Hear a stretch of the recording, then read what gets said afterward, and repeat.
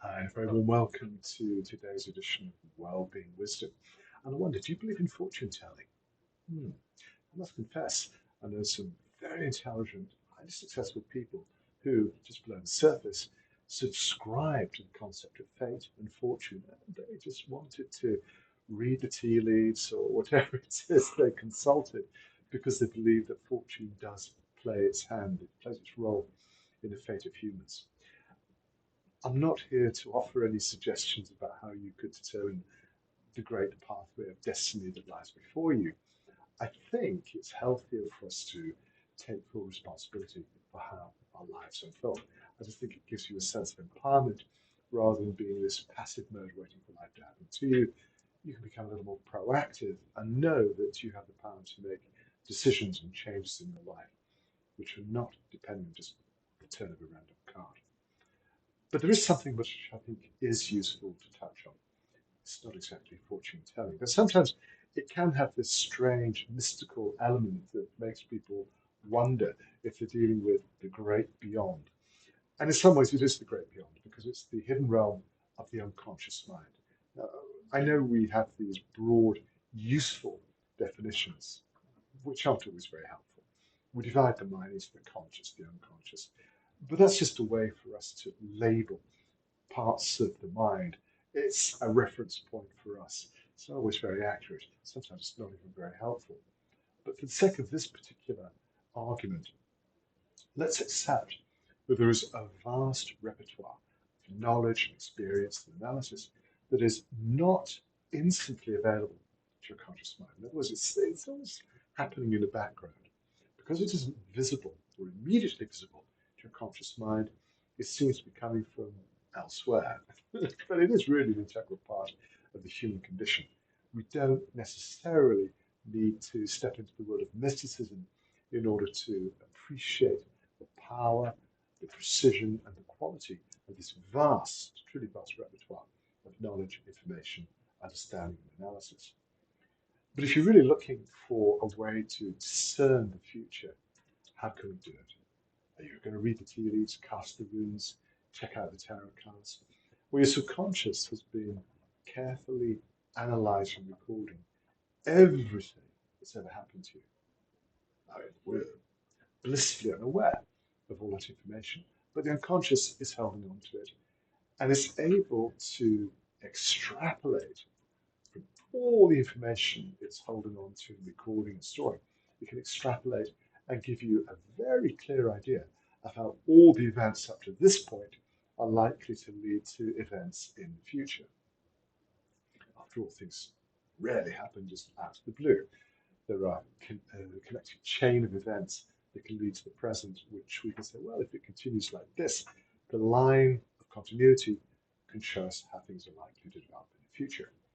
And that's why you have access to this wonderful system, this personal oracle, that is partly your own body, because our bodies have evolved to be highly responsive to all kinds of feedback that we're not always consciously aware of.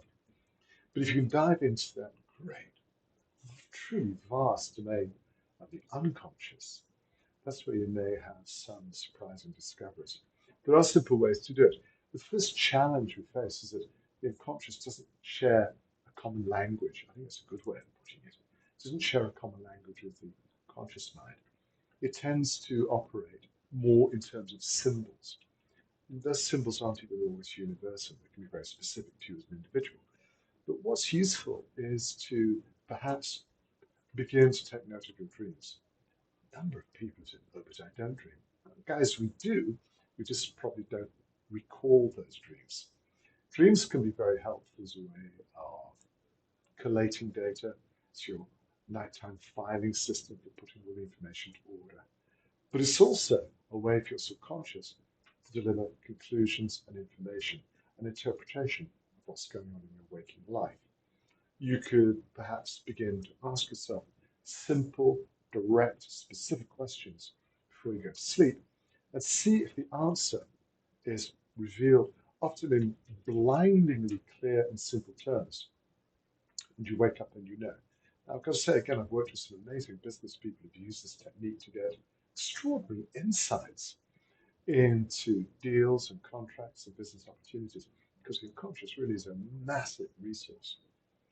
You may have any kind of a question from your life, from your career, whatever it is.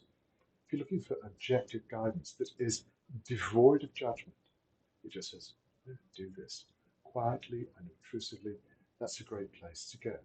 You might also pay a little bit more attention to how your body is reacting. A very good friend of mine was fond of saying, we overthink so many issues. And at a deeper level, we should be perhaps asking how we feel, physically feel. What does your stomach say? He used to say that's the best interpretation of gut feeling. I don't like it, or I do like it, and I don't necessarily know why. He was very fond of telling people to listen to your heart. What he's saying is, when we can develop a sensitivity to this internal radar that we're all born with, that can help us perhaps to gather a deeper interpretation of what's going on in our lives, that's a reliable form of oracle, because it's based on a deep understanding of who you are, where you are, what you're doing, how you think and feel, and therefore what perhaps would best suit your needs and your future. It's very powerful if you're looking for opportunities for change, for growth, for development, not to revolutionize the world and shape it at your will, but to look for ways to shift and change behavior, attitude, even perhaps having an impact on your perception. That's where the real revolution takes place. Now, we've skipped over some very powerful concepts here in just a few minutes, and I'll be delighted if you have any questions that you feel I could help you with. Feel free to email me, send me a message, I'll be delighted to get back to you. In the meantime, you're free to communicate in any way that you feel fit. Tell me what you think, what you feel. Any observations, comments, suggestions, always welcome. In the meantime, I better go on with my agenda, and I'd like to wish you a wonderful day.